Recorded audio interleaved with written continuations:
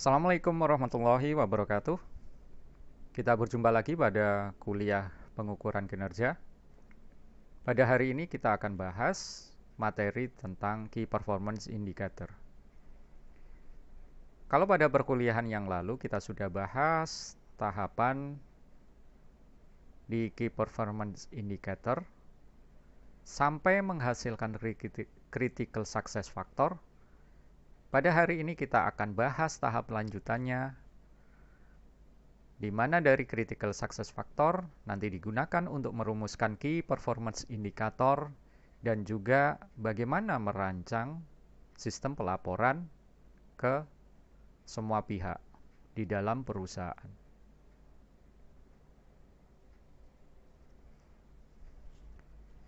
Sebelum kita bahas mengenai tahapan utama, yang pertama coba kita akan bahas sedikit mengenai kenapa banyak organisasi yang melakukan kesalahan pada saat mereka merumuskan ukuran performansinya. Di buku Parmenter dia menjelaskan ada beberapa alasan atau penyebab. Salah satunya adalah pengukuran yang dilakukan mengukur ukuran yang terlalu banyak. Sehingga di sini nanti perusahaan akan kehilangan fokus. Mana ukuran yang penting, mana yang tidak. Alasan yang berikutnya adalah lemahnya hubungan antara critical success factor dengan ukuran yang ada atau KPI yang ada. Sehingga mereka menyusun KPI itu bukan berdasarkan dari critical success factor. Berikutnya juga ada alasan memperlakukan semua ukuran yang ada di perusahaan sebagai Key Performance Indicator.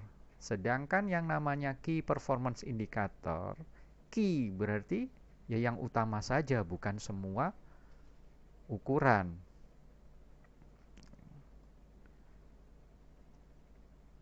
Kemudian juga terlalu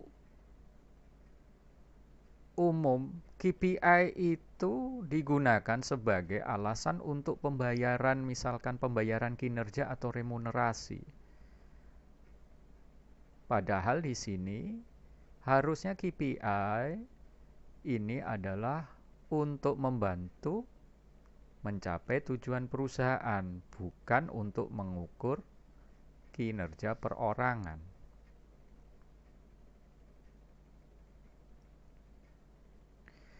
Berikutnya ada kecenderungan bahwasanya semua ukuran itu dirupakan dalam bentuk ukuran finansial. Misalkan contoh untuk keterlambatan pesawat pada contoh yang sudah saya sampaikan di pertemuan sebelumnya. Keterlambatan harusnya dalam bentuk jam gitu ya, atau bahkan hari. Tetapi di sini oleh perusahaan dikonversi ke satuan uang, misalkan rupiah atau dolar. Nah, ini juga merupakan kesalahan yang cukup fatal dari perusahaan dalam merumuskan suatu ukuran.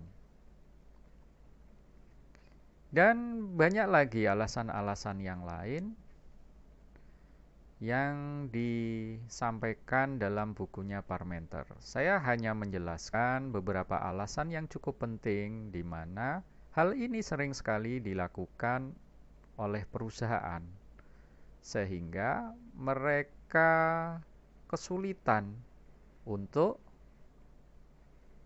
menentukan atau mengukur performance organisasinya.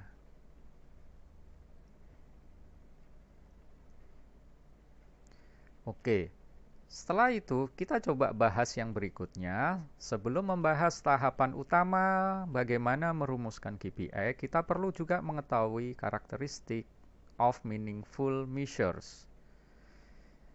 Ini kita bagi beberapa bagian. Bagian yang pertama adalah rules for designing measure. Aturan dalam mendesain ukuran. Ada beberapa aturan yang perlu kita sepakati atau yang perlu kita taati pada saat mendesain suatu ukuran. Yang pertama adalah pastikan bahwa ukuran tersebut didesain dari atau berkaitan dengan salah satu dari critical success factor. Ya.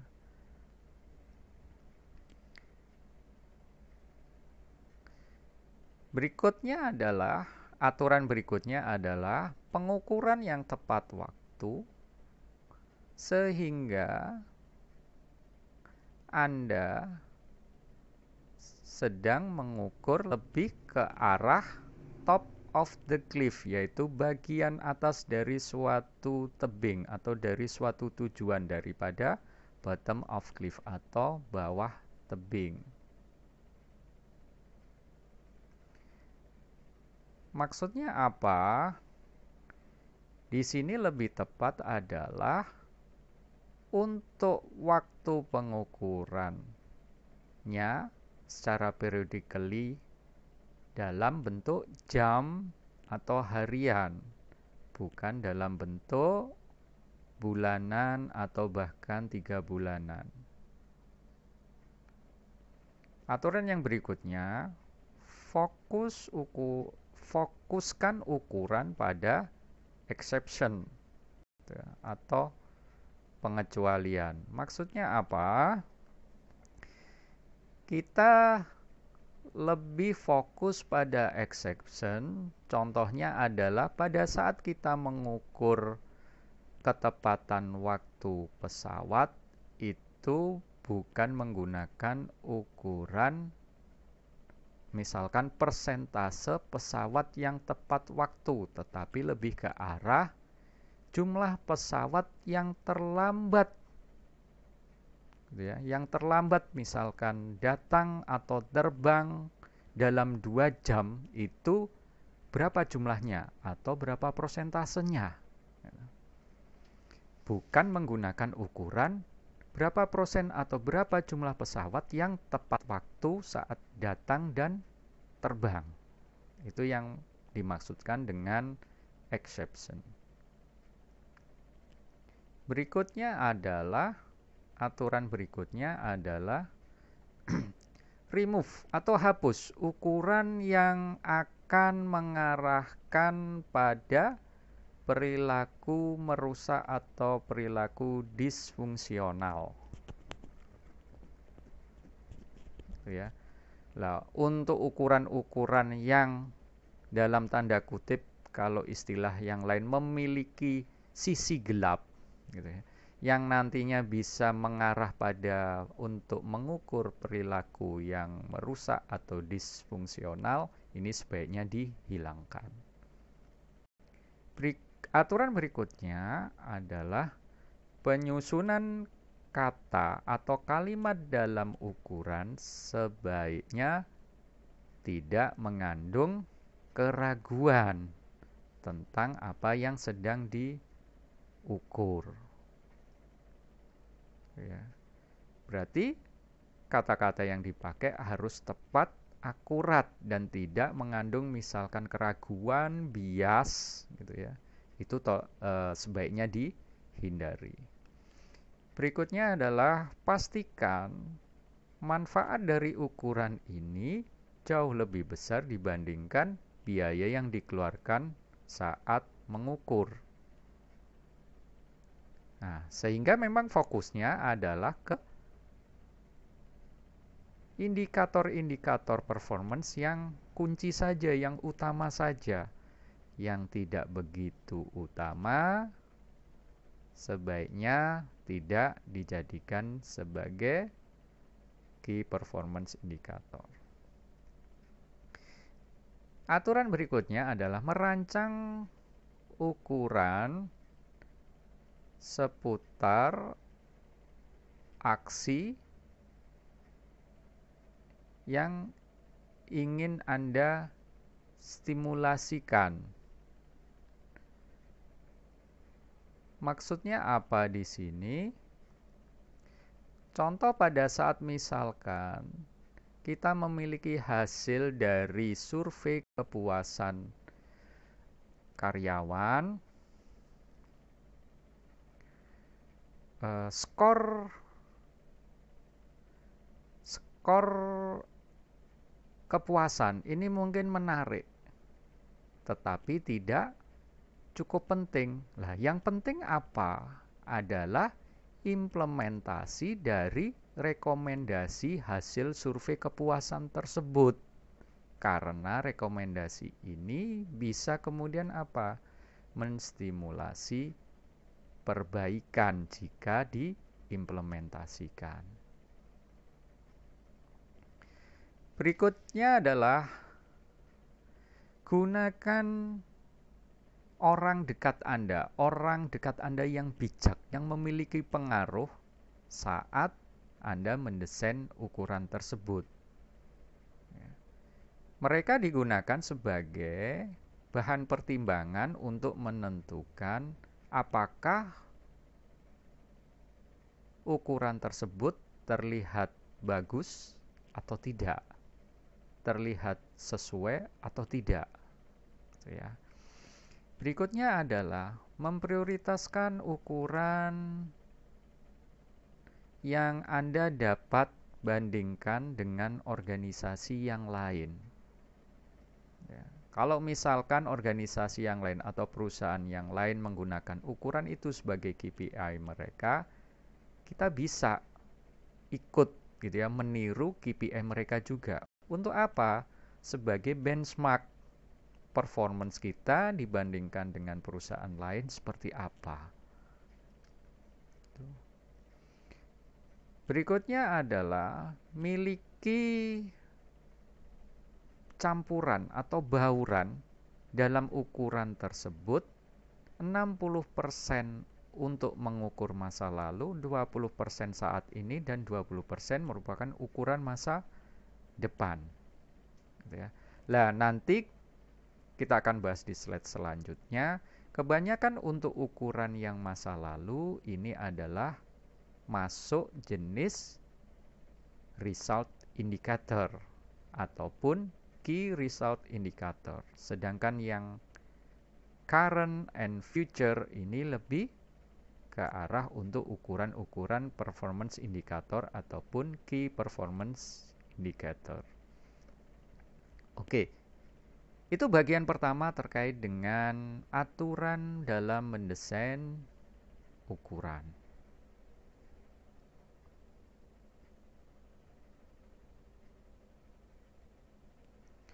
Berikutnya adalah suggested exercises to improve measure design. Oh ya, mungkin di awal saya lupa untuk memberitahukan bahwasanya kita perlu mengetahui karakteristik ini sebagai persiapan sebelum nantinya di tahap berikutnya kita perlu melaksanakan satu lagi workshop untuk merumuskan key performance indicator. Gitu ya. Oke, bagian yang kedua, kita masih bagi beberapa area lagi di suggested exercises to improve measure design. Yang pertama adalah terkait dengan masalah penyusunan kata dalam pengukuran. Ya. Contohnya di sini kita perlu memperhatikan pada saat kita menyusun kata-kata dalam merumuskan suatu ukuran. Contoh misalkan di sini original measure-nya adalah percentage of staff attending scheduled training. Nah, kita bisa perbaiki menjadi list of scheduled training session in the next 3 and 6 months. Gitu ya. Nah, ini merupakan future based performance indicator. Seperti tadi yang sebelumnya saya sampaikan, nanti key performance indicator itu cenderung lebih pas untuk mengukur kondisi saat ini dan masa depan. Gitu ya. Nah, Oke, berikutnya contohnya adalah original measure. Number of week of vacancy has been unfilled. Nah, kita bisa perbaiki dengan number of week with an unfilled vacancy by key position. Nah, berarti kita tidak hanya kemudian ngomong vacancy itu untuk keseluruhan, tapi kita lebih fokus adalah vacancy by key position, hanya untuk posisi-posisi yang penting gitu ya. Nah, ini pun merupakan indikator yang bisa kita gunakan untuk mengukur masa sekarang dan juga masa depan. Oke, ini terkait rewarding of measure. Nah, bagian berikutnya adalah measure where measurement would not be cost effective. Nah, pada saat kita menentukan suatu ukuran, kita juga perlu memperhatikan masalah biaya ataupun kemudahan dalam mengukur ukuran tersebut nantinya. Bukan hanya sekedar kemudian membuat ukuran, tapi kemudian ternyata kita mengalami kesulitan pada saat mengukur. Gitu ya. Contohnya adalah ini. Yang pertama ukuran number of applicant because of our advertisement. Nah, ini pentingnya apa? Gitu ya. Kita untuk mengetahui jumlah pelamar yang melamar akibat mereka membaca iklan kita. Mungkin Anda bisa beralasan, lah itu efektivitas dari iklan. Oh, sebentar. Alasannya adalah memang Anda buka lamaran tersebut untuk mengisi berapa posisi sih. Paling-paling juga mungkin hanya membutuhkan mungkin 1-3 kandidat gitu ya. Atau hanya beberapa kandidat untuk kemudian nanti mengikuti proses rekrutmen. Nah, kecuali kalau misalkan ini perusahaan baru gitu ya yang merekrut besar-besaran, banyak pelamar atau banyak calon karyawan. Gitu. Berikutnya adalah number of candidate interview. Nah, ini juga buat apa? Karena kita hanya membutuhkan sedikit kandidat untuk mengikuti proses rekrutmen. Nah, sehingga hal-hal ini tidak begitu penting dan mungkin hanya buang-buang waktu dan biaya saja. Berikutnya adalah number of late report. Nah, jumlah laporan yang terlambat. Ini datanya sangat sulit dan sangat memboroskan waktu untuk mengumpulkan data secara akurat.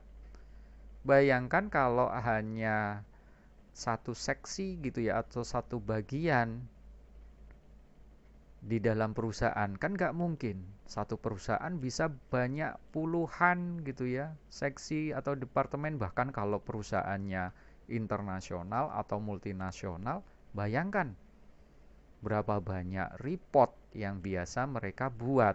Nah, ini kan sangat boros waktu dan sangat sulit untuk mendapatkan data yang akurat. Nah, ini juga tidak efektif secara biaya. Berikutnya adalah ukuran untuk mengetahui waktu yang dihabiskan untuk proses inovasi. Nah, ini pun jarang dipertimbangkan dalam suatu ukuran. Karena apa? Proses inovasi waktunya itu tidak bisa kita kemudian estimasi secara akurat. Banyak kasus perusahaan-perusahaan yang sudah besar pun global seperti iPhone ataupun Samsung, itu seringkali mereka apa? Memundurkan launching produk baru mereka. Gitu ya, karena alasan satu dan lain hal. Lah, salah satunya tentunya adalah akibat inovasi yang mungkin waktunya molor, dan ini hal yang biasa ya, dan ini tidak perlu kita harus kemudian ukur waktunya, tetapi memang kita perlu kemudian mempunyai semacam project management untuk proses inovasi tersebut, tapi ini bukan kemudian merupakan suatu ukuran yang penting bagi perusahaan untuk nantinya dicatat atau direkam.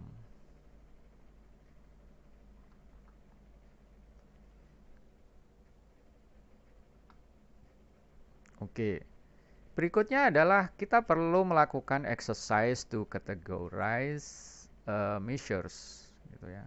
Kita latihan untuk mengkategorisasikan ukuran nanti yang kita rumuskan atau kita susun gitu ya. Caranya adalah di sini dari ukuran-ukuran yang sudah kita rumuskan bersama dengan tim, kita coba kelompokkan gitu ya. Kelompokkan dalam beberapa kategori gitu ya. Pertama adalah kita perlu memutuskan apakah ukuran ini merupakan result indikator atau performance indikator gitu ya. Berikutnya, pertanyaan berikutnya, apakah ukuran ini merupakan top of the cliff indicator atau bottom of cliff indicator? Gitu ya. Berikutnya adalah kita tanyakan apakah ukuran ini merupakan past, indikator masa lalu, masa sekarang atau saat ini, atau masa mendatang, gitu ya, waktu mendatang. Yang terakhir adalah kita tanyakan apakah apakah ukuran tersebut merupakan targeted indicator. Nah, coba kita lihat dalam tabel. Yang pertama contoh gitu ya. Abandon rate at call center. Caller give up daily. Itulah. Ini merupakan apa? Result atau performance? Ya. Seperti tadi ada salah satu karakteristik dalam ukuran yang penting adalah fokus pada exception. Nah, berarti di sini abandon rate ini lebih cocok sebagai performance indicator. Berikutnya ini merupakan top atau bottom of cliff gitu ya. Ini juga merupakan top of the cliff atau bagian atas dari tujuan atau bagian atas yang bisa tepat atau dekat untuk mengukur nantinya tujuan atau sasaran perusahaan. Makanya di sini lebih ke arah kita masukkan ke top of the cliff gitu ya. Berikutnya adalah ini ukuran apa? Masa lalu gitu ya. Data yang kemarin atau minggu kemarin atau saat ini atau future indicator. Nah, biasanya karena ini merupakan ukuran abandon rate at call center, ini lebih pas masa saat ini, yaitu current indicator. Yang terakhir adalah ini merupakan targeted indicator, bukan. Ya. Ini pastinya juga merupakan targeted indicator karena terkait dengan call center ini kan berhubungan erat dengan konsumen, gitu ya. Konsumen merupakan salah satu stakeholder yang akan ataupun cukup mempengaruhi sasaran atau dipertimbangkan dalam merumuskan atau pasti akan dipertimbangkan oleh perusahaan saat merumuskan tujuan perusahaan. Ini contohnya. Kemudian bagian berikutnya, nah, setelah kita mengetahui karakteristik tadi, ada 4 bagian yang kita sudah bahas gitu ya. Tadi sudah saya sampaikan, ini yang awal tadi adalah persiapan gitu ya, yang perlu kita pahami, kita perlu juga lakukan gitu sebelum kemudian kita masuk ke tahap berikutnya, yaitu mendesain dan memperbaiki ukuran. Di mana langkah yang utama dalam tahap ini adalah melaksanakan workshop gitu ya, 2-day performance measures workshop gitu. Nah, dalam workshop ini ada beberapa task atau tugas yang perlu nantinya kita jalankan atau dijalankan oleh KPI team gitu ya. Task yang pertama adalah workshop planning gitu ya. Di workshop planning ini kita perlu mendata yang namanya attendees, yaitu siapa saja yang nantinya perlu hadir pada workshop tersebut.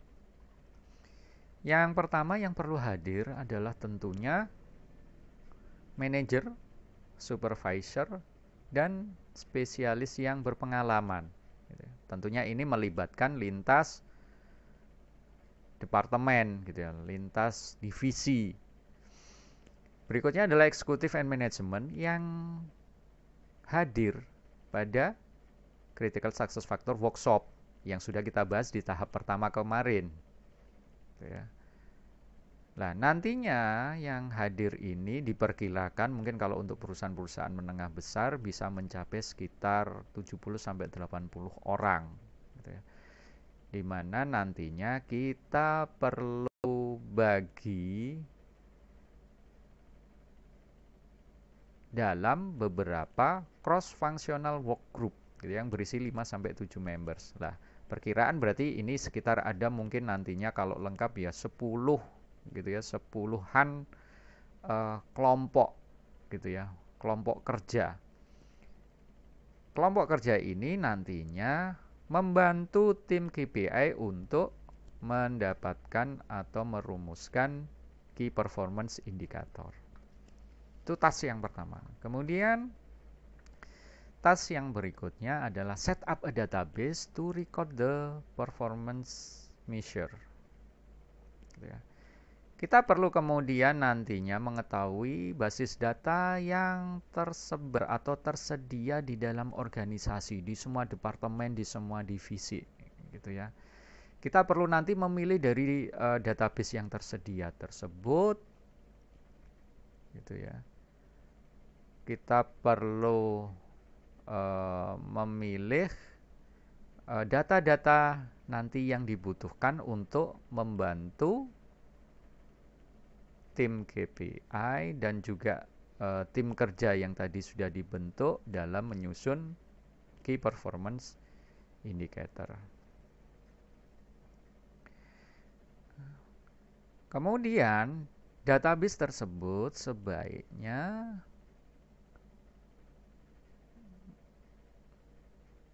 melibatkan bagian di mana tim nanti bisa memilih critical success factor yang relevan terhadap critical success factor tersebut gitu ya. Ini untuk membantu nantinya kan di critical success factor nanti kita akan uraikan lagi gitu ya, hasil ataupun performance yang berhubungan dengan CSF tersebut gitu ya. Lah ini perlu bantuan adanya basis data tersebut. Kemudian nantinya tim juga dapat gitu ya, melakukan penyelidikan, memeriksa database untuk melihat gitu, apakah ukuran yang sudah dirumuskan, tentunya yang terkait dengan CSF tadi, sudah tersedia gitu ya, sudah masuk dalam database. Kalau belum masuk atau belum tersedia dalam database perusahaan, lah ini bisa nantinya dipertimbangkan untuk dimasukkan sebagai data baru yang perlu dicatat dalam database perusahaan. Nah, kemudian tim ini juga nantinya dapat, nah itu tadi, dapat menambahkan ukuran performance baru jika yang sebelumnya belum jika ukuran yang baru nanti itu belum tersedia atau belum terdukung oleh data-data yang ada di database. Berikutnya adalah dengan database ini diharapkan tim dapat merekam pilihannya dari semua ukuran yang sudah tim ini usulkan untuk digunakan nantinya. Oke, itu task yang kedua. Berikutnya adalah task ketiga, membuat outline metodologi dari winning KPI. Nah, di sini tim KPI melakukan atau melatih gitu ya, peserta atau hadirin yang datang ke workshop tersebut untuk apa? Mendapatkan wawasan baru, pemikiran baru mengenai apa itu KPI dan mengapa banyak ukuran yang ada di perusahaan saat ini tidak bisa dijadikan sebagai KPI. Kita tentunya tahu ada 4 tipe indikator yang berbeda, yaitu apa? Key Result Indicator, Key Performance Indicator, dan juga Performance Indicator. Nah, ini perlu diketahui oleh semua yang hadir dalam workshop tersebut, dan juga perlu dijelaskan pengetahuan mengenai critical success factor yang sudah disusun dari hasil workshop critical success factor sebelumnya. Task yang keempat adalah train attendees to derive measures from the critical success factor. Ya. Setelah mengetahui metodologi winning KPI, kemudian tim KPI melatih peserta untuk mendapatkan ukuran dari CSF. Caranya bagaimana? Yang pertama adalah di sini, alokasikan CSF yang sama ke 4 grup untuk melihat perspektif yang berbeda dari keempat grup tersebut. Tadi sudah saya sampaikan perkiraan, misalkan gitu ya, work groupnya ada 10. Bukan kemudian semuanya 10 itu nantinya untuk atau dialokasikan pada semua CFS. Tidak. Nantinya perlu dipilah-pilah gitu. Satu CFS hanya perlu nanti dialokasikan ke 4 grup yang berbeda. Nah, seperti yang kita ketahui, CFS yang sudah dirumuskan kan sekitar 5-8 CFS gitu ya untuk satu perusahaan. Gitu. Berikutnya adalah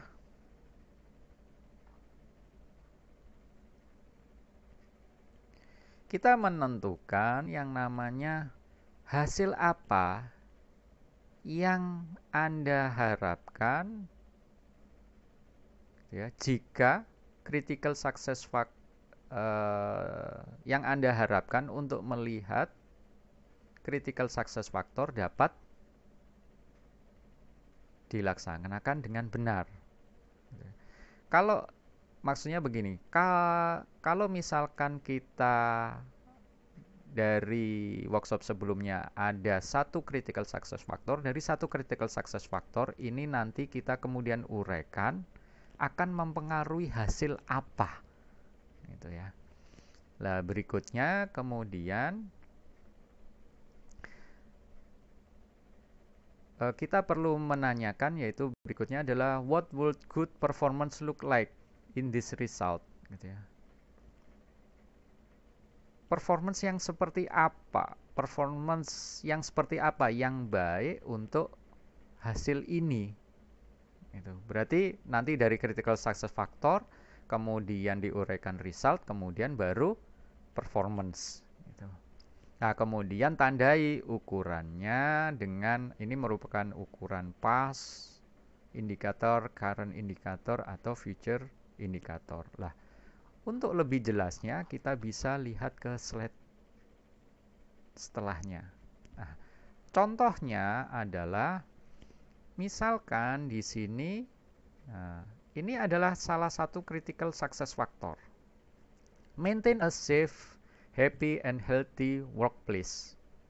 Nah, kalau critical success factor ini diimplementasikan dengan baik, nanti menghasilkan apa? Nah, hasilnya di sini karyawan akan happy. Kemudian nanti akan juga mempengaruhi workplace environment. Kemudian juga akan memperbaiki misalkan culture atau budaya perusahaan, akan memperbaiki nanti healthy, kemudian safe, gitulah. Ini adalah result, gitu ya, yang kata-kata di dalam chart oval ini adalah result. Nah, dari result ini kemudian diuraikan lagi atau diterjemahkan, gitu ya. yaitu contoh happy gitu lah. Lah happy ini nantinya bisa diukur menggunakan performance indikator apa? Contohnya misalkan di sini adalah date of next staff satisfaction survey. Berarti ini bisa happy bisa diukur melalui satisfaction survey, gitu ya. Terus bisa juga diukur competitive remuneration ataupun bisa diukur dari staff turnover in past month. Atau mungkin bisa diukur juga melalui recognition. Recognition ini adalah bukan pengenalan tetapi lebih ke arah penghargaan atau pengakuan, gitu ya. Nah, sehingga pengakuan ini bisa diukur dari dua. Yang satu adalah jumlah pengakuan atau penghargaan, gitu ya. Kemudian jumlah penghargaan CEO untuk CEO, gitu ya, yang direncanakan untuk minggu mendatang. Gitu. Dan juga misalkan di sini ada daftar gitu ya yang mengundurkan diri yang diterima hari ini dari staf utama. Nah, setelah itu seperti yang sudah dijelaskan di slide sebelumnya, setelah performance ini kita definisikan, berikutnya kemudian kita tentukan dia termasuk past, current atau future indicator. Contoh di sini misalkan staff turnover in past month, berarti ini merupakan past. Nah, tetapi di sisi yang lain contoh misalkan di sini competitive remuneration, kemudian date of next staff satisfaction survey, ini bisa kita tentukan ini memang sebagai future indicator. Kemudian kalau daftar karyawan kunci yang mengundurkan diri, ini merupakan current indicator. Kemudian yang jumlah penghargaan last week ini adalah pas, kemudian jumlah penghargaan untuk sisi CEO yang ditargetkan untuk 1 minggu ke depan ini merupakan future. Nah ini caranya. Begitupun juga dengan yang result yang lain, misalkan workplace environment ini perlu diuraikan. Dia bisa diukur menggunakan indikator performance apa, gitu ya. Safe juga sama diuraikan. Ini bisa diukur menggunakan performance indikator apa. Kemudian healthy juga sama bisa diukur menggunakan performance indikator apa. Kemudian kita tentukan tiap indikator tersebut merupakan past, current, atau future indicator. Oke.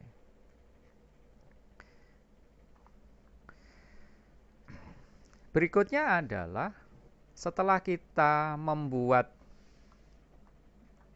gitu ya, chart atau diagram gitu, yang menunjukkan hubungan antara critical success factor, result, kemudian performance indicator. Ya, sebagai gambaran adalah nantinya berarti kalau result itu nanti mengacu ke result indikator gitu ya. Kalau performance indikator itu mengacu nanti ke performance indikatornya. Setelah kita susun gitu ya, diagram tersebut, kemudian kita bisa ke langkah selanjutnya adalah show how to word measure properly. Nah, bagaimana kita menyusun kata-kata ukuran tersebut secara pantas gitu ya, secara tepat. Nah, ini ada beberapa aturan yang bisa kita pakai. Yang pertama adalah it's free of abbreviation gitu ya. Harus bebas dari singkatan sehingga semua karyawan nanti bisa memahami atau mengenali ukuran tersebut. Berikutnya kita perlu perhatikan juga it should describe what is being measured, not be a statement. Berarti ini nantinya menggambarkan apa yang sedang diukur, bukan berupa statement. Contohnya adalah seperti ini. Customer satisfaction survey itu adalah statement, bukan ukuran.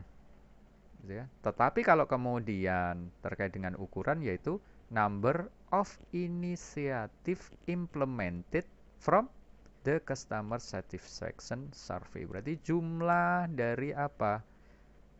Inisiatif gitu ya, atau masukan dari konsumen yang diimplementasikan dari hasil survei kepuasan konsumen. Lah, itu merupakan ukuran, bukan statement.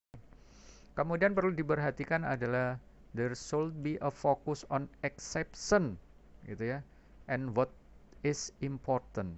Nah, seperti tadi di slide sebelumnya juga sudah diberikan contoh, gitu ya. Kalau masalah ketepatan waktu misalkan terkait dengan keberangkatan pesawat, itu bukan masalah kemudian yang kita ukur adalah berapa persentase pesawat yang tepat waktu berangkat, tetapi lebih ke arah kita ukur berapa persen, gitu ya, pesawat yang terlambat berangkat dalam 2 jam pertama. Nah, seperti itu. Kemudian bisa juga menggunakan ini kan, contoh yang lain adalah jumlah dari komplain customer utama yang belum dijawab atau belum diselesaikan gitu dalam 4 jam pertama. Nah, itu juga fokus pada exception, bukan fokus pada yang positif gitu ya, target yang positif, yang terpenuhi, tetapi yang tidak terpenuhi. Berikutnya, it should encourage action. Berarti ini ya sebaiknya measure bisa memotivasi tindakan dengan cara yang tepat. Ini merupakan performance indicator. Atau kalau ke result indicator berarti bisa mengencourage tindakan terkait dengan apa? Laporan bagaimana tim itu bisa bekerja bersama secara efektif. Ini lebih ke arah result indicator. Oke, kemudian task berikutnya adalah achieve a mix of past, current, and future measure. Ya. Nah, seperti tadi ada aturan apa? 60% past, 20% current, 20% future. Cuman yang 60% past ini lebih cenderung nanti mayoritas adalah key result indicator, gitu ya. Sebaliknya nanti untuk yang performance key result indicator dan result indicator itu lebih ke arah nanti past measure. Sebaliknya untuk performance indicator dan key performance indicator itu nanti dikategorikan ke past, current, and future measure, gitu ya. Tetapi langkah berikutnya perlu Anda lakukan adalah taking a past measure and restating as a current and future measure. Ini untuk yang performance indicator ataupun key performance indicator, sehingga nantinya full adalah yang past measure itu adalah key result indicator dan result indicator, sedangkan untuk nanti yang performance indicator atau bahkan yang lebih utama adalah untuk key performance indicator sebaiknya semuanya dinyatakan dalam atau sebagai current and future measure, gitu ya. Nanti kita lihat next slide. Coba kita lihat next slide.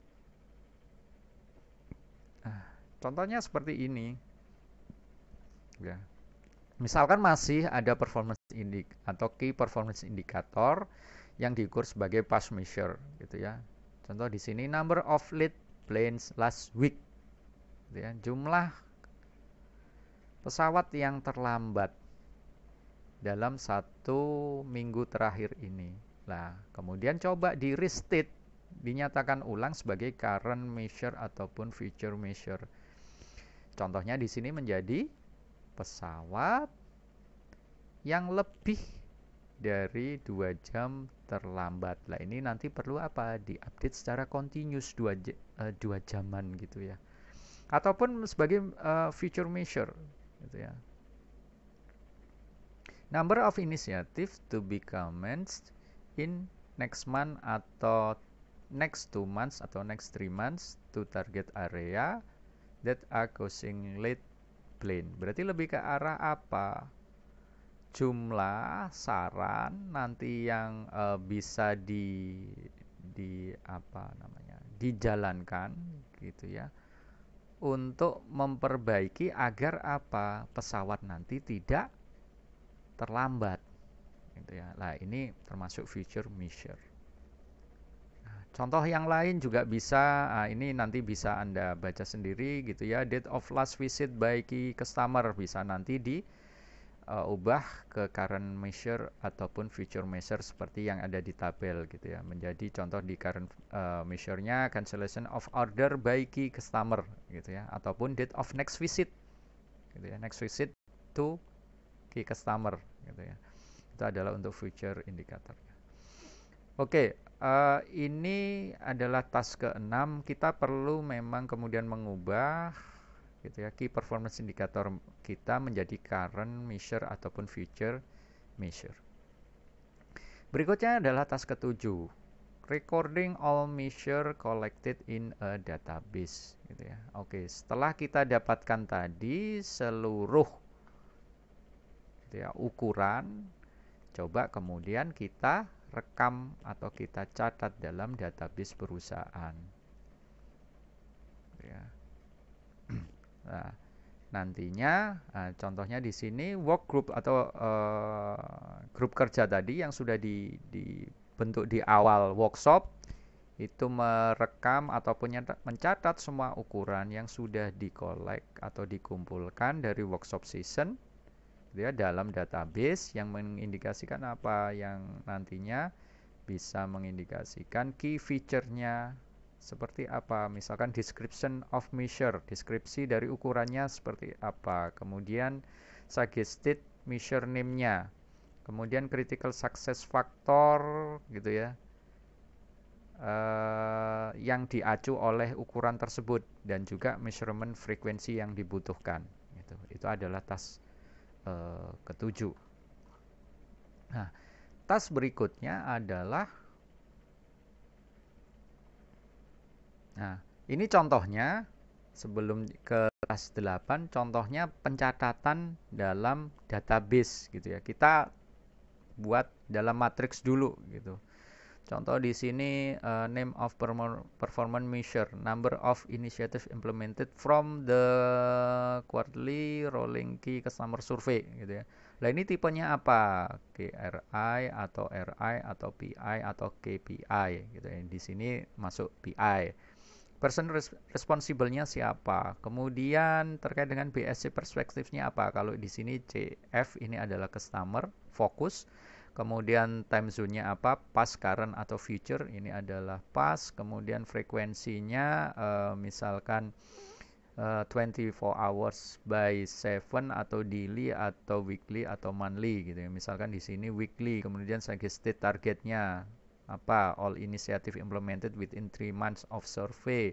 Kemudian the sense of measure-nya ini terkait dengan apa, critical success factor yang diacu gitu ya. Di sini contohnya retain key customer dan seterusnya. Nah ini kemudian ada tim-tim ini adalah tadi kan sudah dijelaskan di awal, satu CSF itu akan kaji oleh 4 tim lah. Ini adalah dari keempat tim tersebut mana yang menyusun gitu ya.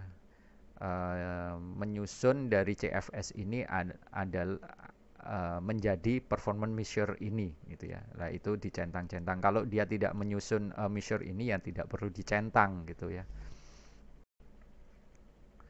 Berikutnya adalah removal of duplicate measure.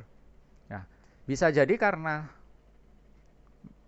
dari satu CSF itu nanti bisa dibuat beberapa measure gitu ya. Dan itu dari 4 tim kerja gitu ya, 4 kelompok kerja bisa nanti terjadi duplikasi.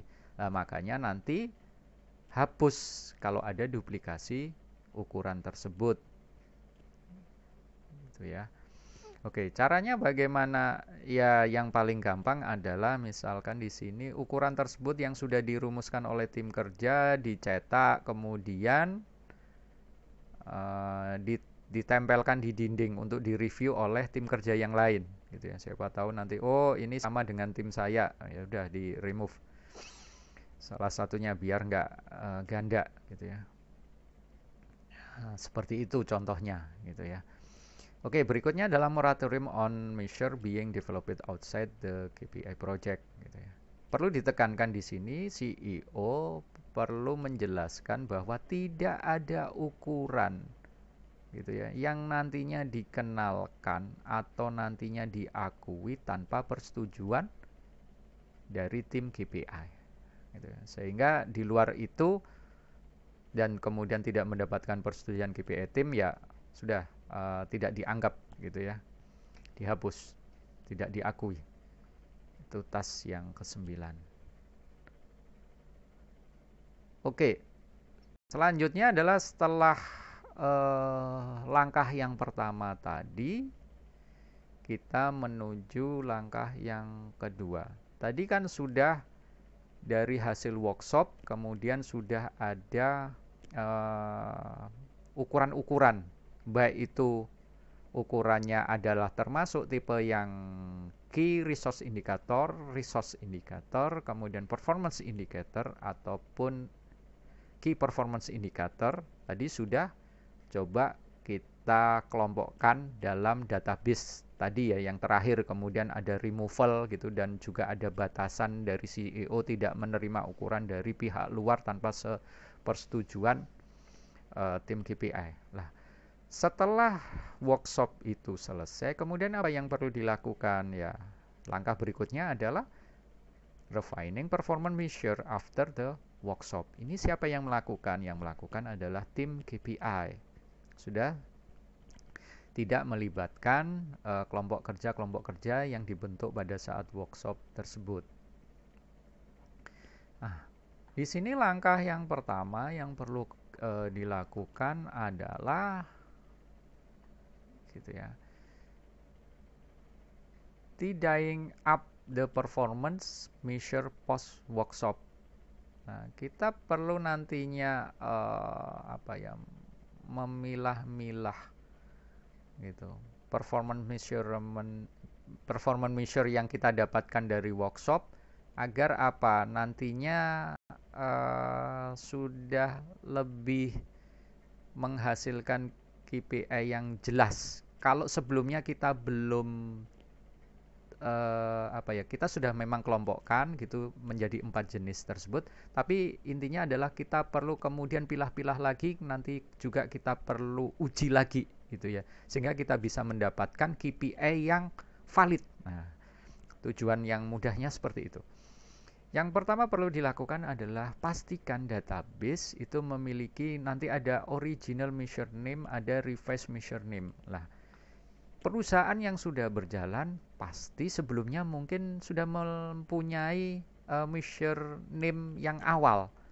Nah, tapi setelah kita melalui 2 fase workshop, yang pertama adalah untuk merumuskan CFS dan kemudian berikutnya untuk merumuskan key performance indicator, makanya kemudian di sini kita perlu mempunyai database original measure name dan revised measure name yang sudah nantinya kita ajukan gitu ya sebagai pengganti.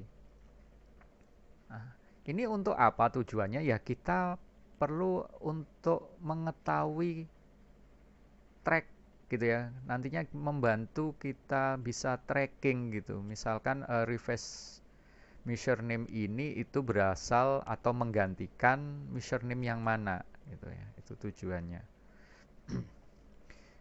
Kemudian berikutnya adalah ukuran yang lebih ke arah atau lebih berbau statement itu dihilangkan gitu ya. Contohnya tadi pada slide sebelumnya sudah saya jelaskan, kalau customer satisfaction survey itu lebih ke arah statement gitu ya. Bisa diganti dengan ukuran yang lain. Lah, bisa jadi tadi tahap sebelumnya kan sudah dilakukan oleh tim yang ada harusnya, karena sudah kita berikan training berdasarkan apa persiapan yang sudah kita lakukan di tahap sebelumnya. Lah, siapa tahu masih ada yang tertinggal. Lah, ini perlu kemudian kita bersihkan, kita hapus gitu ya dari daftar. Berikutnya adalah ukuran. Coba kita kelompokkan dalam beberapa kategori. Nah, coba kita lihat slide berikutnya. Nah, ini adalah daftar yang disarankan sebagai useful performance measure categories index. Kita bisa mengacu ini gitu. Kita kategorikan dari semua ukuran yang ada keempat tadi gitu ya, kita masukkan dalam kategori ini. Kategori pertama terkait dengan customer, key customer, new customer, berarti ini semua terkait dengan customer. Berikutnya terkait dengan quality, quality, on time delivery, order processing, pricing gitu ya. Ataupun indeks kategori yang berikutnya healthy and safety gitu ya, atau accident, emergency response, atau berikutnya terkait dengan community involvement, environmental, waste gitu ya, public relation itu terkait dengan komunitas. Kemudian berikutnya recruiting, student internship gitu ya, magang mahasiswa gitu ya. Kemudian employee satisfaction, nah ini terkait dengan kepuasan pekerja gitu. Absenteeism, staff turnover, keluar masuk karyawan gitu ya. Penghargaan atau keluarnya karyawan gitu. Atau leave di sini bisa mengundurkan diri atau pensiun gitu ya. Berikutnya, lah ini terkait dengan finansial, capex, capital expenditure gitu ya, ataupun cash flow, cost control, debtors gitu ya, financial reporting atau profitability. Kemudian ada internal process, contractor management, IT, help desk, staff management, ataupun terkait dengan kategori berikutnya inventory, kategori new product gitu ya, ataupun research and development, patent, kategori innovation, lean process, training, kategori production maintenance, utilization, security, system vehicle, kategori project, kategori head office. Ini untuk mempermudah saja, sebagai contoh si Farmenter sudah menyediakan template kategori gitu. Kita bisa pakai ini atau kita juga bisa rumuskan kategori yang baru. Setelah dikelompokkan dalam kategori tadi, contoh misalkan di ke-14 kategori gitu ya. Kemudian coba kita lihat lagi gitu ya, di tiap kategori tersebut ada nggak yang duplicate, ada nggak yang termasuk inferior measure. Inferior measure ini adalah ya ukuran tersebut manfaatnya kecil sekali, bahkan mungkin useless gitu ya. Nah, kalau ada kita tandai dan nantinya bisa kita delete. Kemudian ukuran yang tersisa coba kita restate gitu ya, kita atur, kita tuliskan dalam kalimat atau kata-kata yang baru agar apa, lebih mudah dipahami. Bisa jadi kata-kata dari ukuran yang hasil dari gitu ya, diskusi tiap kelompok kerja mungkin kan berdasarkan apa, berdasarkan background ataupun tingkat pengetahuan mereka, tidak untuk masih mengacu pada diri mereka sendiri gitu ya, tidak mengacu kebutuhan untuk bisa dipahami ke semua level karyawan gitu. Makanya ini perlu kemudian dipermudah untuk mudah dipahami oleh siapapun dalam organisasi tersebut. Kemudian tim KPI sebaiknya melakukan evaluasi ukuran dengan menanyakan dua pertanyaan berikut ya. Seberapa kuat indikator performance ini gitu ya. Lah, tim kan bukan hanya satu orang, terdiri bisa 5 sampai 7 orang gitu ya, atau bahkan lebih kalau misalkan perusahaan besar. Mereka kemudian coba isi gitu ya, tiap-tiap performance indikator tersebut, very strong atau very weak gitu ya. Terus coba pertanyaan berikutnya adalah seberapa layak itu bisa dijadikan ataupun nantinya untuk mengukur gitu ya, seberapa layak sebagai ukuran. Seberapa layak ini nanti seberapa mudah itu digunakan untuk mengukur gitu ya. Nah, contohnya di sini very easy atau very difficult. Maksudnya very easy ini adalah tadi kan untuk mengukur perlu dukungan data. Lah, datanya mudah enggak didapat gitu. Atau bahkan susah didapat karena tidak ada di database dan memang itu tidak penting.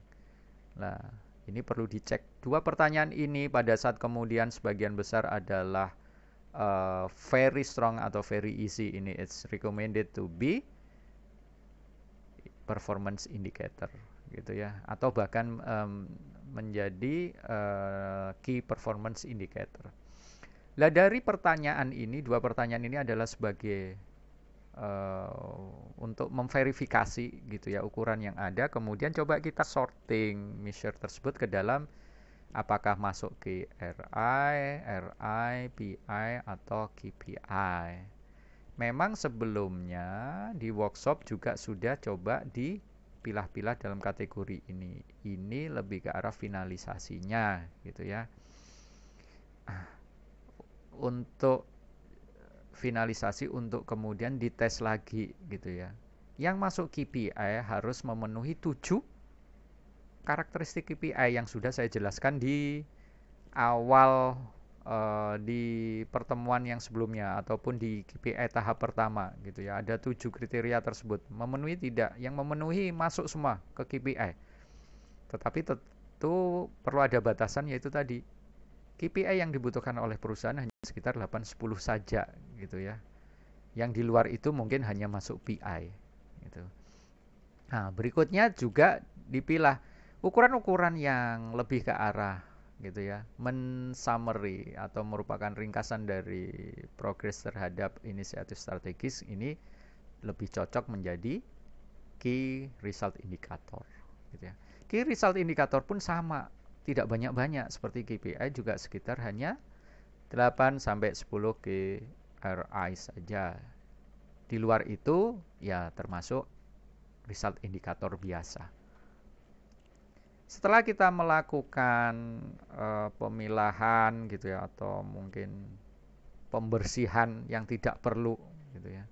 Langkah berikutnya adalah holding a performance measure gallery to weed out dysfunctional measure gitu ya. Maksudnya apa? Coba laksanakan ada suatu seperti galeri untuk memampangkan ukuran performance gitu ya. Nantinya untuk apa? Nah, ini lebih jelasnya di bawahnya. Hold a open session gitu ya. Jalankan atau laksanakan sesi terbuka di mana semua staff member itu kita undang gitu ya, untuk mendapatkan pandangan mereka terhadap shortlist measure yang sudah di-display, misalkan di-display di dinding ataupun di-display di papan gitu ya, dari tim KPI gitu, di ruangan tim KPI, tapi bukan di dalam, di luar gitu ya. Mereka siapapun juga bisa kemudian melihat, kemudian mereka diminta untuk memberikan feedback gitu ya, dan menuliskan pemikiran mereka gitu dalam bentuk post-it stiker. Berarti ditulis di stiker kemudian ditempel di papan tersebut gitu ya. Untuk apa? Dimana ini ditempatkan pada ukuran yang menurut mereka sesuai, sehingga yang tidak sesuai nantinya kita hapus, kita hilangkan gitu ya. Ini berdasarkan dari masukan dari staff member. Oke, berikutnya adalah tim KPI memilih ukuran performance yang relevan. Bagaimana untuk memilih ini? Nah, ada beberapa task yang perlu kemudian dilakukan. Yang pertama adalah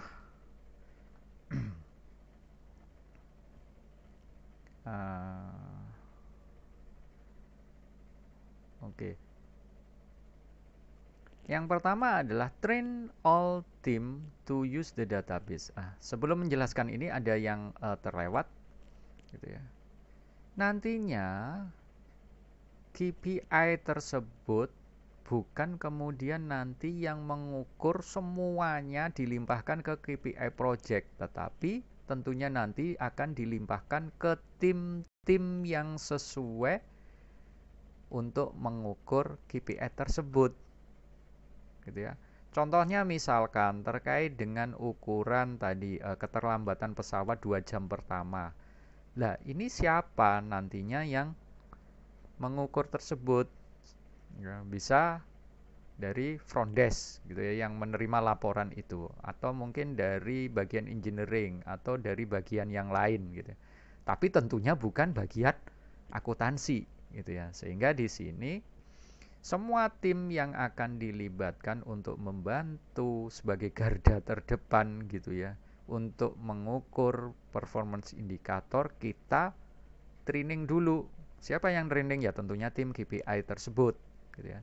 Di training untuk apa? Untuk gitu ya, mereview database yang database baru tentunya yang sudah ada, kemudian dilihat gitu ya.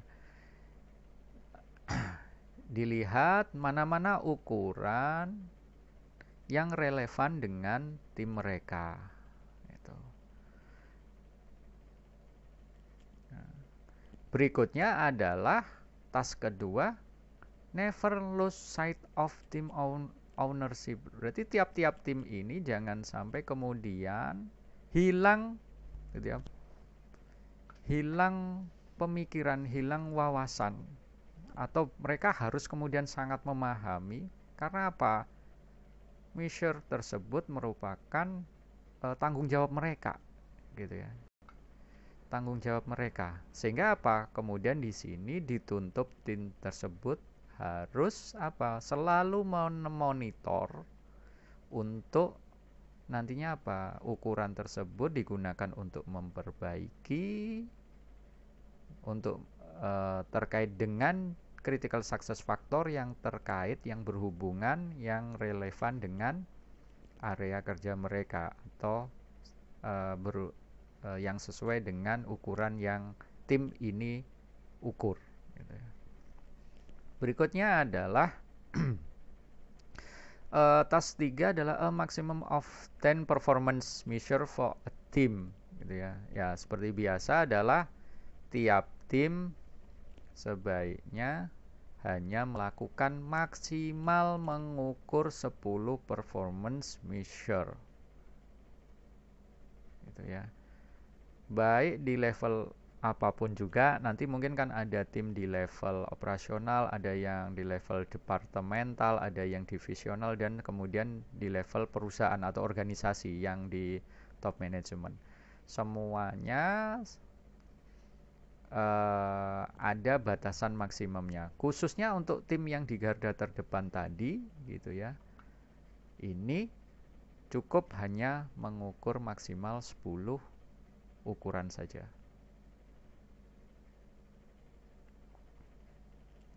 Nah, langkah berikutnya adalah untuk menentukan atau menemukan key result indikator yang perlu dilaporkan ke Dewan Komisaris, gitu ya. Nah, di sini kita perlu nantinya ada beberapa task yang perlu dilakukan. Yang pertama adalah kita review grafik yang digunakan sebelumnya oleh Dewan Komisaris. Nah, kita bisa dapatkan dari apa? Dokumen yang sebelumnya itu seperti apa. Kemudian kita review critical success factor dan outcome statement dari perusahaan yang sudah kita rumuskan di tahap pertama, gitu ya. Nah, di sini apa? Paling sedikit satu key result indicator untuk setiap critical success factor dan outcome. Berarti kalau paling sedikit satu berarti harus apa? Tiap KRI itu pasti berhubungan dengan CSF dan outcome statement, gitu ya. Contoh di sini adalah CFS, misalkan timely departure and arrival of planes, gitu ya. Jadi dapat diwakili oleh KRI graph yang menunjukkan apa di sini? Menunjukkan garis waktu dari pesawat terbang, gitu ya, yang melintasi wilayah seluruh dunia dalam 12 bulan terakhir itu seperti apa, gitu ya.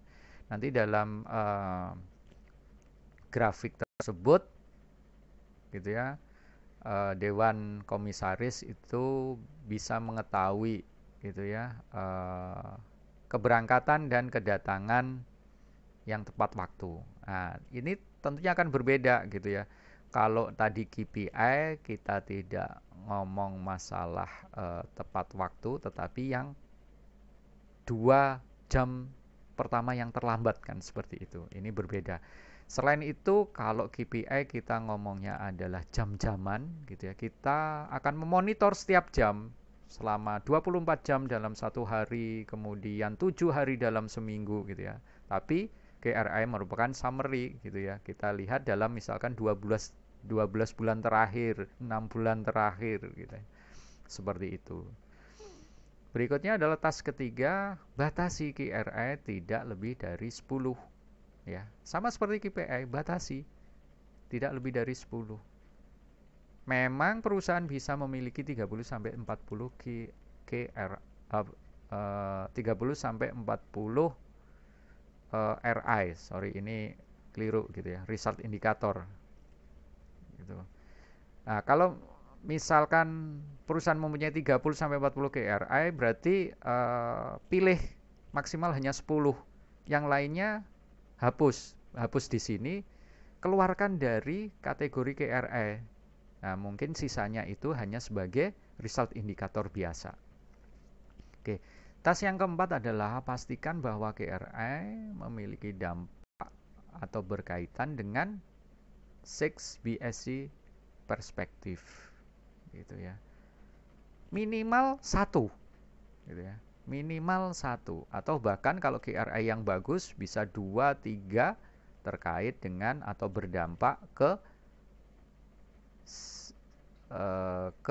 BSC perspektif tersebut, gitu ya. Nah, nantinya tim bisa kemudian membuatkan matriks gitu ya dalam bentuk tabel terkait dengan hubungan tersebut kalau berhubungan dicentang gitu ya. Nah, itu kita bisa buat seperti itu.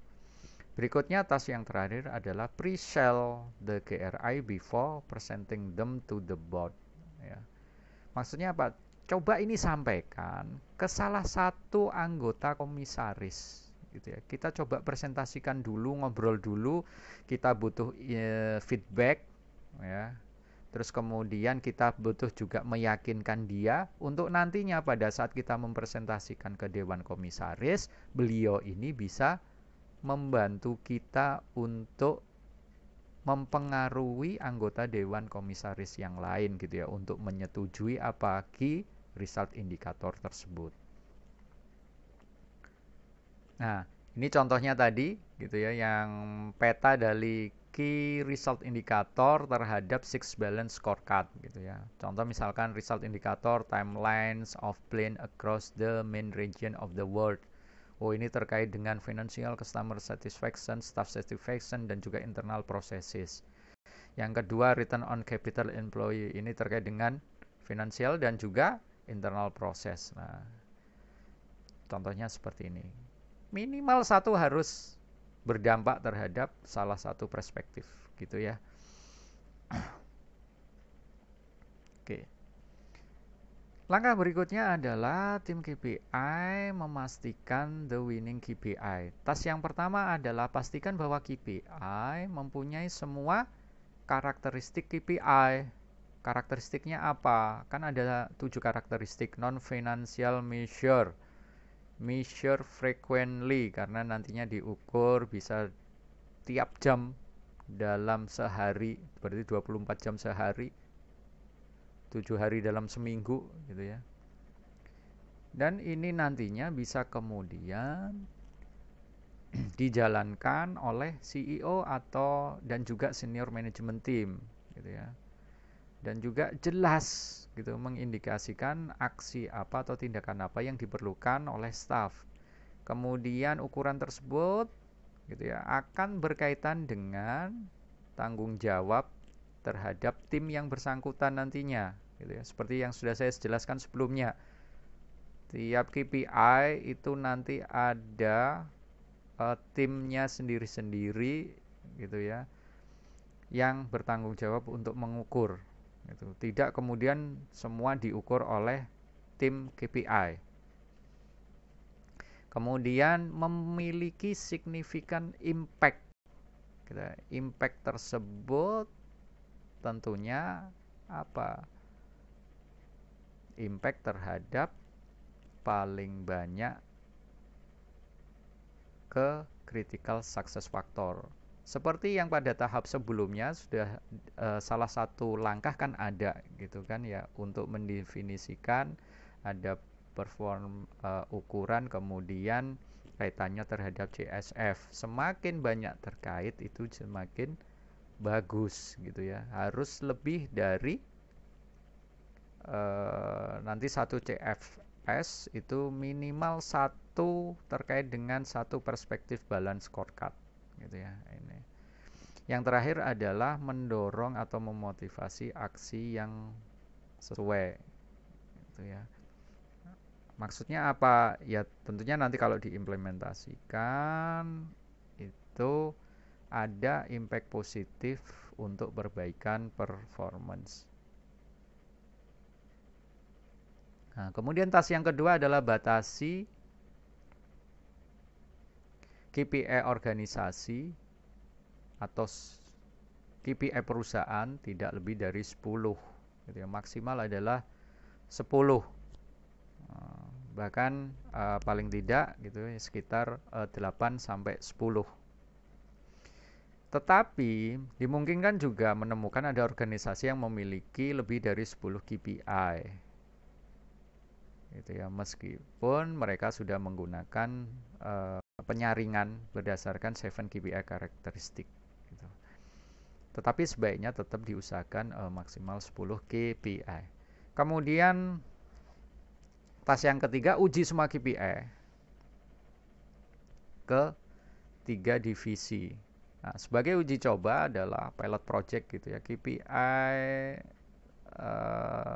tersebut yang sudah dirumuskan diuji ke 3 divisi. Maksudnya apa? Tidak cukup hanya satu divisi karena mungkin mereka bisa berdalih gitu ya. Oh, ini tidak pas untuk divisi kami. Oh, ini terlalu kecil. Oh, ini terlalu besar dan lain sebagainya. Nah, sehingga kita perlu kemudian ujikan ke 3 divisi. Terus kemudian tas yang berikutnya, komunikasikan KPI ke semua staff. Berarti tolong dikomunikasikan. Oh, ini loh hasil kerja dari kita bersama, di mana yang digawangi oleh KPI tim gitu ya, menghasilkan KPI ini. Semua staff sebaiknya memahami KPI tersebut gitu ya. Oke. Tahap yang terakhir adalah masalah pelaporan performance measure. Oke. Di pelaporan ini ada beberapa langkah yang bisa kita lakukan. Yang pertama adalah kembangkan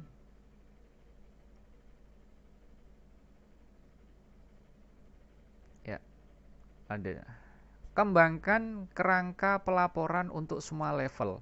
Berarti pelaporan ini bukan nanti hanya untuk konsumsi Dewan Komisaris, tetapi juga laporan untuk komisaris, laporan untuk direktur atau CEO, laporan untuk senior manajemen, laporan untuk manajer, laporan untuk staff gitu ya, untuk semua. Itu perlu dibuatkan laporan. Nah, contohnya di sini misalkan untuk Dewan Komisaris gitu ya, ataupun kalau ini maksudnya government minister, ini untuk digunakan untuk yang non swasta gitu ya, untuk instansi pemerintah gitu. Apa mereka butuh mungkin apa? Dashboard yang berisi 10 KRI yang dilaporkan dalam periode 2 bulanan gitu ya. Tetapi untuk yang lain mungkin bukan untuk komisaris, misalkan untuk direksi, CEO dan lain sebagainya, perlu laporan bulanan gitu ya. Tetapi laporan bulanan ini sebaiknya menggunakan icon bukan number. Icon ini misalkan grafik, gambar seperti itu. Kemudian di sini untuk laporan organisasi bulanan gitu ya, untuk PI dan RI gitu. Juga dilaporkan misalkan menggunakan grafik garis gitu ya, misalkan menggunakan grafik lingkaran gitu, atau mungkin pie chart gitu. Kemudian juga di sini untuk PI dan RI gitu ya, secara bulanan untuk business unit, untuk tim divisi gitu. Kemudian juga untuk mingguan ke arah tim atau divisi gitu ya. Kemudian untuk mingguan untuk KPI dilaporkan, ataupun KPI bisa dilaporkan juga untuk yang jam-jaman 24 jam dalam sehari, 7 hari dalam seminggu gitu ya, dan seterusnya. Ini adalah kita perlu membuat kerangka laporan itu memang menjangkau untuk semua level manajemen. Kemudian rancang gitu ya reporting yang sesuai. Nah, misalkan task yang pertama KPI tim gitu ya, memiliki responsibility untuk mendesain laporan performance. Nah, ini direkomendasikan bahwa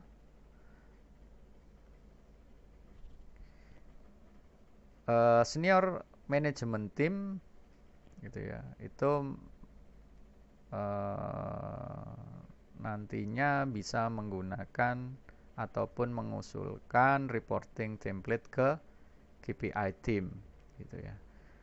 Nah, nanti yang jelas untuk memperbaiki performance KPI team sebaiknya juga di training terkait dengan tema data visualization. Ini mungkin kelihatannya sederhana, tetapi visualisasi data dalam bentuk tabel, grafik, gambar atau apapun juga gitu ya. Ini ada teorinya gitu ya. Ada teorinya atau konsepnya bagaimana mendesain yang bagus. Tidak sekedar kemudian kita pakai Excel saja kan beres. Tidak. Nanti coba kita lihat di penjelasan berikutnya. Tas yang kedua. Nah, ini coba kita get wide acceptance of competent design practices ya. Kalau bisa kita pakai ini gitu ya, eksternal expert gitu yang terkait yang mempunyai kompetensi untuk mendesain pelaporan gitu ya. Nah, contohnya di sini Stephen View ini salah satu pakar terkait dengan data visualization gitu ya. Di sini dia menggarisbawahi ada beberapa jebakan yang biasa pada saat kita mendesain dashboard gitu ya. Lah, jebakan ini apa? Atau kelemahan gitu ya yang sering dilakukan ini apa? Mungkin kita berpikir adalah contoh ini. Exceeding the boundaries of a single screen. Maksudnya apa? Kita pada saat memberikan pelaporan, contohnya ke komisaris gitu ya, itu dalam satu layar, dalam satu halaman, terus kemudian di situ masih ada apa? Kalau untuk menggali informasi yang lain, komisaris harus mengklik lagi, kemudian keluar screen yang baru. Lah ini sangat mengganggu gitu ya. Visualisasi yang bagus adalah cukup menggunakan single screen. Berarti tiap laporan gitu ya, informasi yang ingin dilaporkan itu cukup dalam satu layar saja. Kalau layar yang lain itu sudah kemudian visualisasi informasi yang lain. Kemudian juga jebakan berikutnya adalah introducing meaningless variety. Gitu ya. Lah, ini menampilkan grafik-grafik yang tidak cukup perlu gitu ya.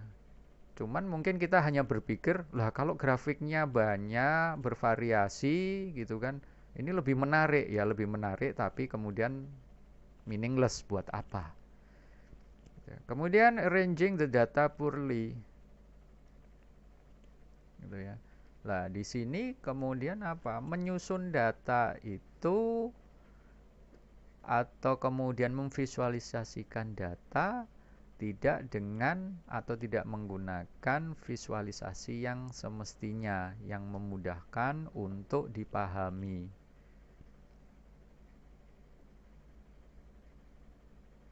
Ataupun kemudian dalam satu screen atau satu halaman gitu ya menampilkan banyak informasi, bukan hanya satu informasi gitu. Nah, ini juga arranging contoh arranging the data poorly.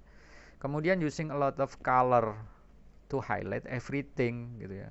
Mungkin kepinginnya adalah ini mungkin ada beberapa gitu ya data yang perlu di highlight gitu ya, biar apa komisaris itu tahu ini data-data penting. Tapi kalau kemudian terlalu warna-warni, ini juga kemudian bisa mengacaukan gitu ya. Kemudian yang terakhir adalah cluttering the screen with useless decoration. Nah, menambahkan di screen pelaporan itu banyak dekorasi. Mungkin kepinginnya apa? Ingin lebih menarik, tetapi bisa jadi itu nantinya akan mengganggu. Nah, tas yang ketiga adalah desain report menggunakan reporting software. Jangan kemudian hanya mengandalkan Excel. Banyak software yang bisa kemudian membantu kita untuk membuat laporan, yaitu ada software Tableau, Target, dan Des gitu ya, ClickView, Board, Cognos BI, Crystal Report, Pro Clarity. Ini bisa kita pakai sebagai referensi tambahan, bukan hanya kemudian mengandalkan Excel. Karena apa? Dari hasil suatu survei gitu ya, perusahaan akuntansi utama itu memberikan laporan bahwasannya sekitar 90% terjadi peluang kesalahan gitu ya, berupa kesalahan logik tiap 150 baris dalam Excel. Nah, kita tidak ingin kemudian data yang kita laporkan dalam bentuk visualisasi tadi memiliki kesalahan, sehingga kemudian nanti bisa si direktur ataupun nanti komisaris membuat kesalahan yang keliru berdasarkan data yang keliru. Tas keempat adalah mendesain report yang dapat bekerja pada tablet ataupun smartphone. Nah, kita tahu misal untuk komisaris, mungkin kemudian CEO atau manajer ataupun bahkan staff, mereka kan sibuk. Nah, kita perlu membuat report yang memudahkan mereka bisa akses dimanapun juga. Tas yang kelima, consider using 4-5 week reporting period untuk kasus 3 bulanan. Untuk masa 3 bulan, kita tahu 1 bulan itu 30 hari, kalau 3 bulan itu 90 hari, padahal minggu, 1 minggu itu 7 hari. Berarti sebenarnya 3 bulan itu ada berapa minggu? Ada 13 minggu. Makanya kemudian kalau ingin membuat report bulanan, kita bisa gunakan 4 week, 5 week gitu ya, untuk tiap 3 bulan. Untuk 3 bulan berikutnya juga sama, 4 week, 5 week. Nah, kita bisa pertimbangkan seperti itu. Tas yang keenam adalah mengembangkan hierarki dari laporan, yaitu meliputi laporan untuk staff sendiri, laporan untuk manajemen sendiri, dan juga laporan untuk komisaris sendiri. Gitu ya. Oke. Nah, ini contoh dari pelaporan KPI untuk manajemen dan staff. Gitu ya. Contohnya di sini misalkan KPI perlu dilaporkan tiap jam selama 24 jam sehari dan 7 hari dalam seminggu. Gitu ya.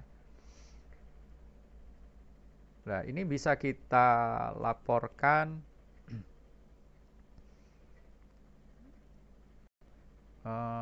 contoh misalkan dilaporkan dalam bentuk bulanan atau 3 bulanan gitu ya. Contoh di sini adalah intraday atau daily reporting on KPI. Nah, ini contoh saja, misalkan terkait dengan plan yang terlambat gitu ya, lebih dari 2 jam pertama itu mana saja. Nah, contohnya di sini ada waktu, tanggal gitu ya. Terus ini adalah flag number dan seterusnya. Ini adalah contoh saja. Berikutnya untuk pelaporan misalkan weekly KPI, reporting ke CEO. Nah, bisa disusun seperti ini. Masih dalam bentuk tabel gitu ya. Kemudian untuk reporting result indikator dan PI ke manajemen. Ke manajemen ini ya meliputi CEO dan senior management gitu ya. Contoh misalkan di sini weekly human resource update ke CEO. Nah, seperti apa misalkan ini kan human resource nama, kemudian apa ini recent work mobile dan seterusnya gitu ya, suggested recognition. Terus kemudian juga misalkan di sini weekly monthly update to management and CEO gitu ya. Ini menggunakan software ClickView. ClickView gitu ya. Di sini bisa dalam bentuk bar gitu ya. Terus ini juga bar. Ini untuk menjelaskan ya untuk menjelaskan indikator-indikator yang diperlukan gitu ya oleh CEO dan manajemen. Nah, kemudian juga bisa berikutnya adalah pelaporan performance measure ke staff gitu lah. Ini contoh gitu untuk monthly icon based report to staff gitu ya. Di sini ada icon-iconnya, misalkan ini kan gambar senyum atau tidak gitu ya, atau biasa, datar dan seterusnya. Ini gambar icon. Ini contohnya. Kemudian ini adalah pelaporan performance measure ke komisaris gitu ya. Di sini karena ada mungkin 10 KPI, ini dia jelaskan dalam di sini ada 9 grafik. Itu kemudian juga ada tambahan tabel yang lain untuk menggambarkan lebih detail. Nah, di sini butuh 9 sampai 12 grafik untuk mengcover gitu ya. CSS dan KRI. Oke. Nah, untuk KRE ke Dewan Komisaris gitu ya, bisa contoh ini digambarkan kalau misal terkait dengan staff satisfaction bisa digambarkan dalam bentuk line graph, expense as a ratio to revenue dalam line graph, customer satisfaction, value business, net profit before tax dalam bentuk line graph, kemudian healthy and safety dalam bentuk line gabungan line dan histogram, return on capital employee dalam bentuk line graph, kemudian cash flow dalam bentuk histogram, capacity dalam bentuk line dan seterusnya. Ini contoh saja penggambaran untuk mempermudah komisaris untuk membaca laporan gitu ya. Oke, ini adalah khusus untuk reporting tim performance measure-nya. Itu. Nah, tadi kan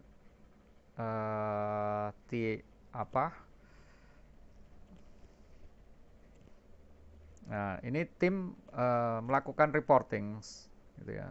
Solving about what happened yesterday and last week gitu lah. Ini adalah internal tim yang bertanggung jawab untuk mengukur. Mereka juga harus kemudian melakukan reporting terhadap performance mereka sendiri.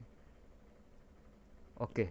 Mungkin itu saja yang bisa saya sampaikan untuk menjelaskan tahapan yang kedua dari merumuskan atau menyusun key performance indicator. Tadi sudah ada beberapa tahapan yang saya jelaskan. Semoga penjelasan ini bisa dengan mudah Anda pahami. Seperti biasa, jika ada pertanyaan nanti bisa disampaikan sesi berikutnya. Kita akan buka sesi tanya jawab ya. Untuk video kuliah kali ini saya cukupkan sekian. Saya mohon maaf jika dalam penyampaiannya ada gangguan atau ada yang mungkin kurang jelas. Saya mohon maaf dan terima kasih.